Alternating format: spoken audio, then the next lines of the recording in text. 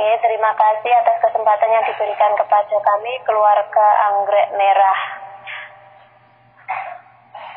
Kisah Islami episode 2 bersama kelompok Anggrek Merah dengan makro Quran Surah Al-Baqarah ayat 67 sampai 73. Salah satu peristiwa terkenal yang terjadi pada zaman Nabi Musa alaihissalam adalah peristiwa sapi betina yang kemudian oleh Allah Subhanahu wa taala diabadikan menjadi nama surat terpanjang dalam Al-Qur'an, yaitu surat Al-Baqarah. Mengutip riwayat dari Ubaidah As-Salmani, Ibnu Katsir dalam kitab tafsirnya menuturkan di kalangan Bani Israel ada seorang laki-laki kaya raya yang tidak punya anak. Satu-satunya ahli warisnya adalah anak saudaranya. Barangkali tidak sabar menunggu untuk mendapatkan warisan, maka sang kemenakan membunuh pamannya. Kemudian malam-malam dia mengangkat dan meletakkan jenazah pamannya itu di depan rumah seseorang dari Bani Israel. Besoknya sebagian masyarakat menuduh yang punya rumahlah sebagai pembunuhnya, yang lain menolaknya. Sehingga terjadilah perdebatan dan pertengkaran. Seseorang mengusulkan agar mendatangi utusan Allah Musa dan menanyakan kepadanya siapa yang membunuh lelaki tersebut. Mereka menyatakan, "Wahai Musa, engkau Nabi Allah, maka tanyakanlah kepada Allah siapa yang membunuh lelaki itu." Lalu Nabi Musa alaihissalam memohon kepada Allah Subhanahu wa taala. Allah Subhanahu wa taala kemudian menyuruh mereka menyembelih seekor sapi betina. Allah Subhanahu wa taala berfirman, "A'udzu billahi minasy syaithanir rajim. Bismillahirrahmanirrahim. Wa idh qala Musa liqaumihi innallaha ya'murukum an tasbahu baqarah. Qalu atattakhiduna huzwa. Qala a'udzu billahi an akuna minal jahilin."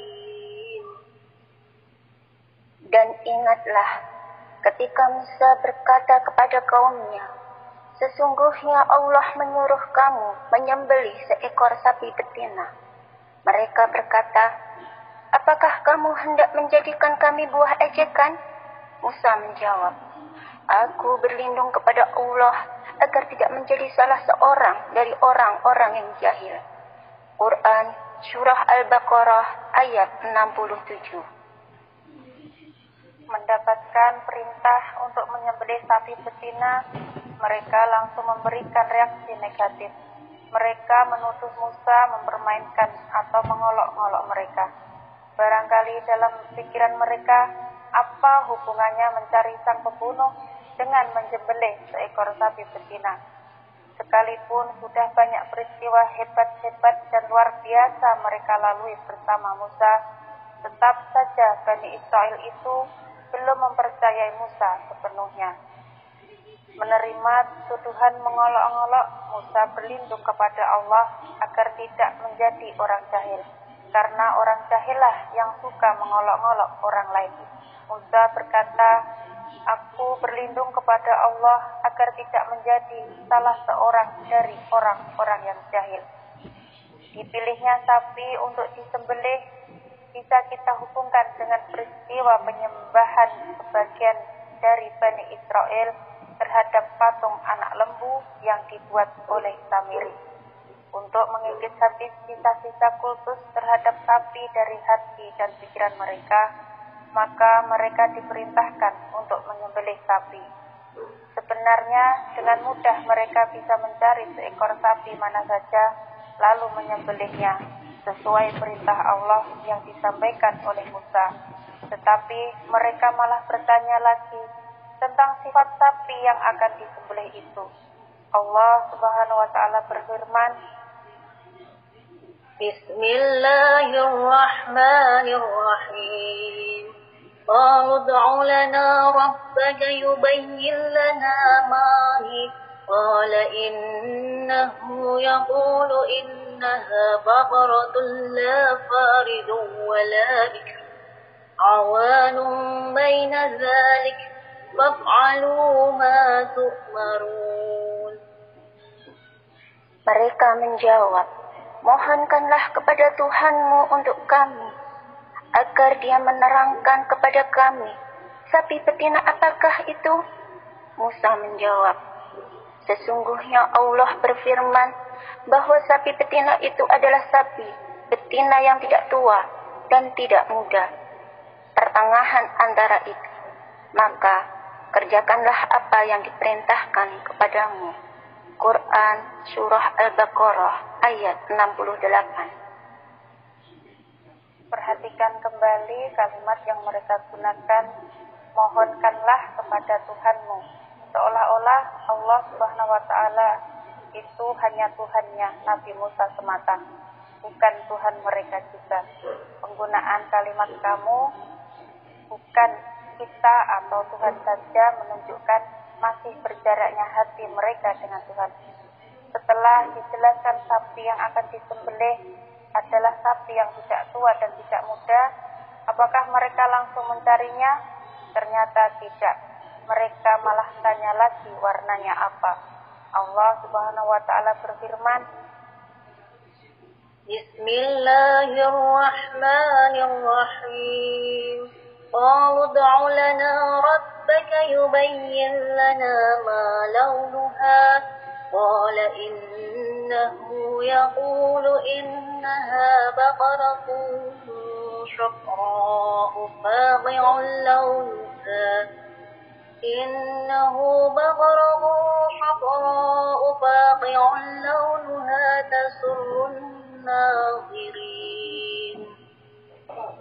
Mereka berkata, mohonkanlah kepada Tuhanmu untuk kami, agar dia menerangkan kepada kami apa warnanya. Musa menjawab, sesungguhnya Allah berfirman bahwa sapi betina itu adalah sapi betina yang kuning tua warnanya, lalu menyenangkan orang-orang yang memandangnya. Quran Surah Al-Baqarah ayat 69. dengan terus bertanya, tugas mereka menjadi semakin berat, tetapi mereka tidak menyadari itu, sehingga terus bertanya lagi, sapi kuning yang bagaimana yang harus mereka sembelih? Allah Subhanahu wa taala berfirman, Bismillahirrahmanirrahim. Qalu ud'u lana rabbaka yubayyin lana ma hiya innal baqarata shabaha 'alaina wa inna insya'allahu lamuhtadun. Mereka berkata, mohonkanlah kepada Tuhanmu untuk kami, agar dia menerangkan kepada kami bagaimana hakikat sapi betina itu. Karena sesungguhnya sapi itu masih samar bagi kami. Dan sesungguhnya kami insya Allah akan mendapat petunjuk untuk memperoleh sapi itu. Quran Surah Al-Baqarah ayat 70. mereka tidak segera menjalankan perintah, tetapi malah bertanya terus. Sebenarnya sudah cukup jelas sifat sapi yang harus mereka cari, yaitu sapi betina yang tidak tua dan tidak muda, berwarna kuning menyenangkan. Cukup jelas sebenarnya, tapi dasar mereka tidak punya sikap patuh dan percaya sepenuhnya kepada Musa. Mereka tanya terus. Akhirnya ditambahkan satu sifat lagi dari sapi betina yang harus mereka cari dan sembelih. Allah Subhanahu wa taala berfirman, Qala innahu yaqulu innaha baqaratun la dhalulun tushiru arda wa la tasqil harth musallamatun la siyata fiha قالوا الآن جئت بالحق فذبحوها وما كادوا يفعلون. Musa berkata, sesungguhnya Allah berfirman bahwa sapi betina itu adalah sapi betina yang belum pernah dipakai untuk membajak tanah dan tidak pula untuk mengairi tanaman, tidak bercacat dan tidak ada belangnya. Mereka berkata, sekarang barulah kamu menerangkan hakikat sapi betina yang sebenarnya. Kemudian mereka menyembelihnya dan hampir saja mereka tidak melaksanakan perintah itu. Quran Surah Al-Baqarah ayat 71. Gara-gara banyak bertanya yang tidak perlu, tugas yang tadinya sederhana dan mudah dilaksanakan berubah jadi sulit. Semakin banyak mereka bertanya, semakin berat tugasnya. Al-Quran menyatakan betapa sulitnya mencari sapi betina yang sesuai dengan sifat yang disebutkan Allah SWT.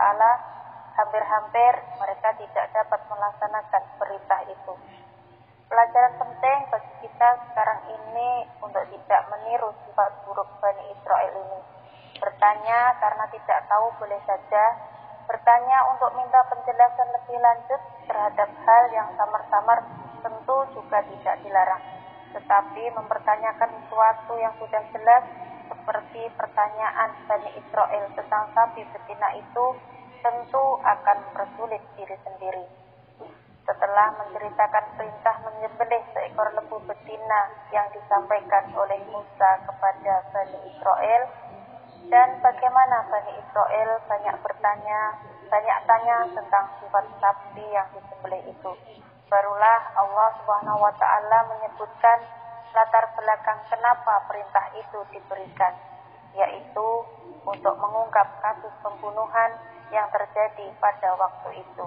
Allah Subhanahu wa Ta'ala berfirman, وَإِذْ قَتَلْتُمْ نَفْسًا فَادَّارَأْتُمْ فِيهَا وَاللَّهُ مُخْرِجٌ مَا كُنْتُمْ تَكْتُمُونَ. Dan ingatlah, ketika kamu membunuh seorang manusia, lalu kamu saling tuduh-menuduh tentang itu, dan Allah hendak menyingkapkan apa yang selama ini kamu sembunyikan. Quran Surah Al-Baqarah ayat 72. Kembali kepada Bani Israel, setelah lembu itu ditemukan dan disembelih, lalu dipotong ekornya, kemudian dipukulkan kepada jasad korban pembunuhan itu. Lelaki yang sudah meninggal itu tiba-tiba bangun dan mengatakan bahwa yang membunuhnya adalah anak saudaranya sendiri. Lalu dia kembali meninggal. Allah Subhanahu wa Ta'ala berfirman, فَاضْرِبُوهُ بِبَعْضِهَا كَذَلِكَ يُحْيِي اللَّهُ الْمَوْتَ وَيُرِيكُمْ آيَاتِهِ لَعَلَّكُمْ تَعْقِلُونَ. Lalu kami berfirman, pukullah mayat itu dengan sebagian anggota sapi betina itu. Demikianlah Allah menghidupkan kembali orang-orang yang telah mati dan memperlihatkan padamu tanda-tanda kekuasaannya agar kamu mengerti. Quran Surah Al-Baqarah ayat 73.